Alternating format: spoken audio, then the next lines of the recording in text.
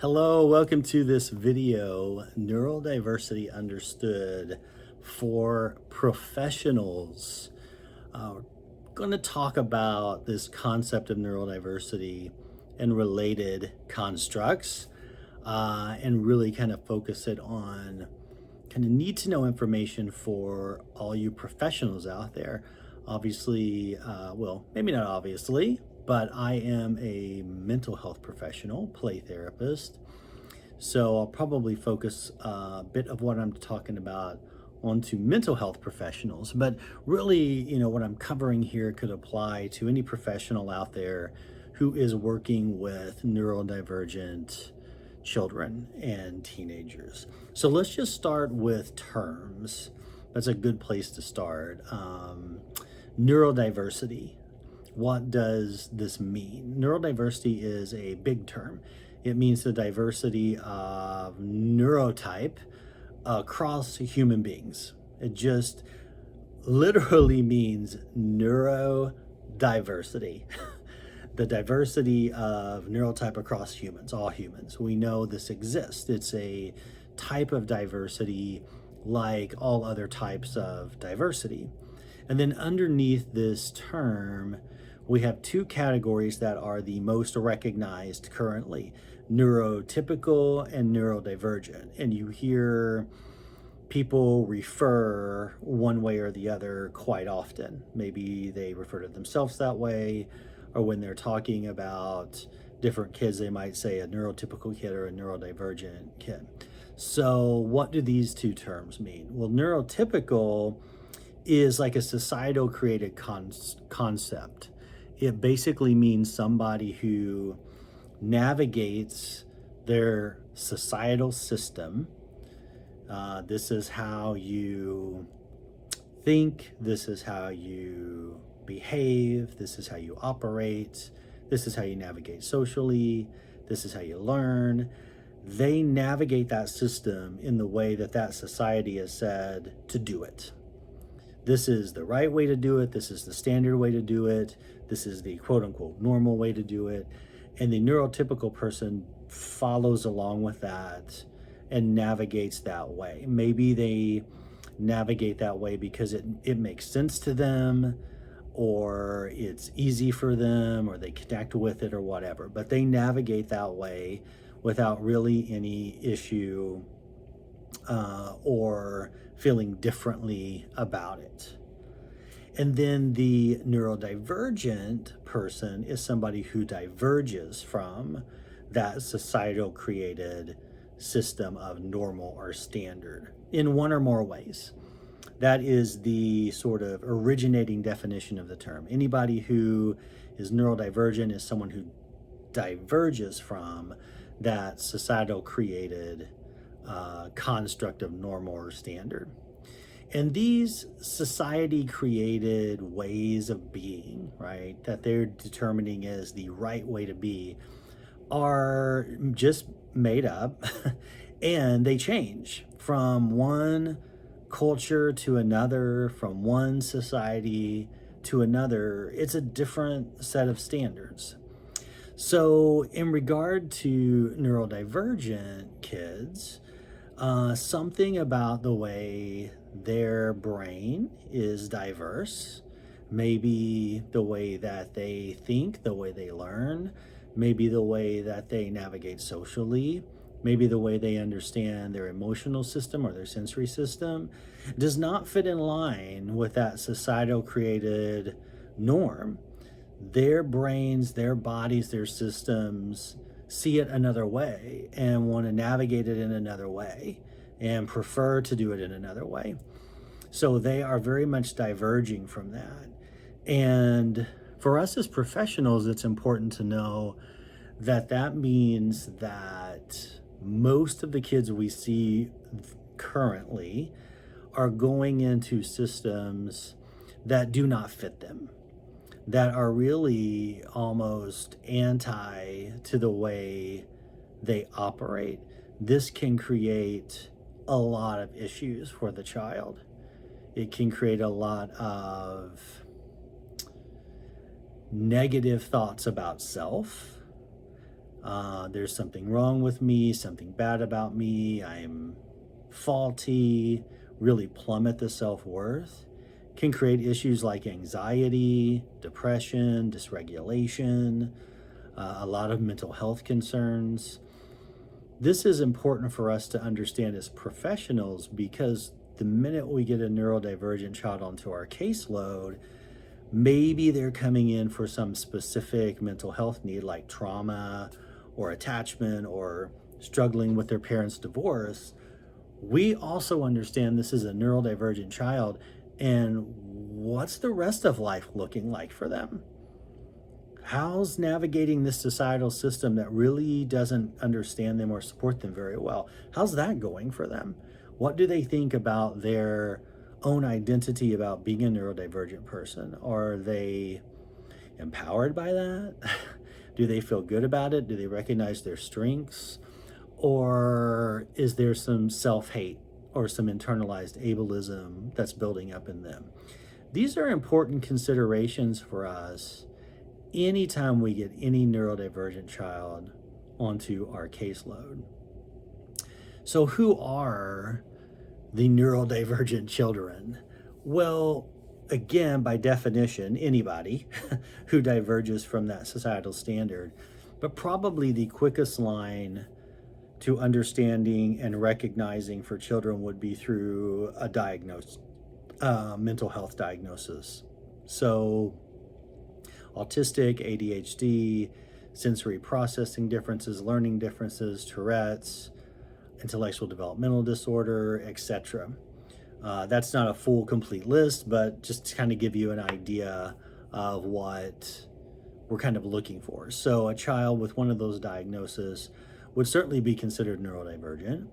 They don't have to have a official diagnosis, a mental health diagnosis or otherwise, to be neurodivergent. It's just one of the probably quickest identifiers that we have, especially for children. So this is the population that we're talking about when we say neurodivergent, and the considerations that we're talking about in this video are for neurodivergent kids. So what's really critical for us as professionals is that we work from a neurodiversity affirming framework and lens. We are applying, that's an action, doing neurodiversity affirming work with our neurodivergent clients. So from a mental health perspective, the client is coming in to see us because they have a mental health need. And we'll get to what those mental health needs are in just a moment. So we know that, and we're going to implement therapy approach to help address that mental health need. But what we need to understand before that is everything that we do, approach, technique, intervention, our language, our relationship, needs to be through this neurodiversity affirming lens. Pretty much think of it as like everything we do needs to be swimming in a neurodiversity affirming process all the time, from start to finish. So neurodiversity affirming in a nutshell is affirming the neurodivergent child, valuing them, communicating to them that their identity is okay, that being neurodivergent is okay, different is okay, building up their self-worth, making them feel important and powerful and capable and as important people in society. I think that the self-worth development is so critical for neurodivergent children and should always probably be written down as a therapy goal, that in line with whatever else we're working on, we're building up that self-worth and we're putting in practices that strengthen that and help the child feel safe, of course, with us and good about who they are and their neurotype. So that can be done specifically by kind of targeting things in therapy to really help improve the child's self-worth, help them to understand their neurodivergent identity. And then it also is just something we still do when we're targeting maybe a specific mental health need. So what are these specific mental health needs? Could be many different things, right? Anxiety, depression, trauma, attachment. Maybe there's a life adjustment issue. Maybe there's a child's parents' divorce is happening and they're struggling with it. There's grief happening because someone important to them has just passed away, or bullying is happening at school and they're not handling it well. There's some social navigation need, regulation struggles, sensory struggles. We could see all kinds of mental health needs, right? Which is true for any child, not just a neurodivergent child. The key is that whatever we implement to address those needs, whether it's an intervention or approach or a technique, that it stays affirming and we stay affirming, and that our approach and our intervention and our technique does not communicate ableist ideas or messages to the child as we're implementing those processes to try to help address their mental health need. And this involves a thoughtful process on our part, right? To check ourselves, to check any pieces of us that might have some ableist thoughts toward the child, to check our theory that we like to work out of, or our favorite intervention that we like to implement, and make sure that it's affirming and it's sending an affirming message. This is swimming in that neurodiversity affirming atmosphere that I was talking about. It just permeates everything and is the foundation for what we're doing as we're working with the child.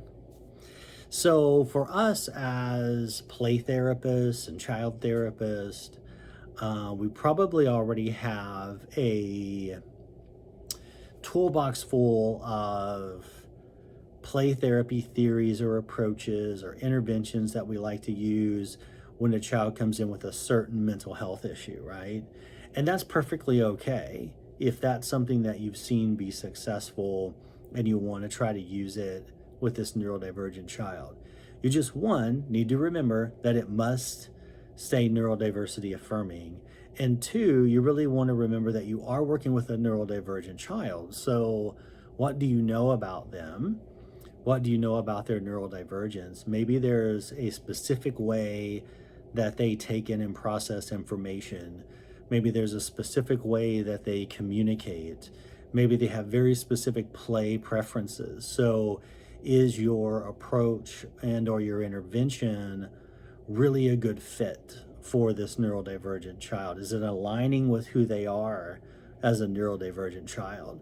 So you want to think about both of those things as you're trying to work on and help them with whatever the mental health needs are and the therapy goals are that you have put together.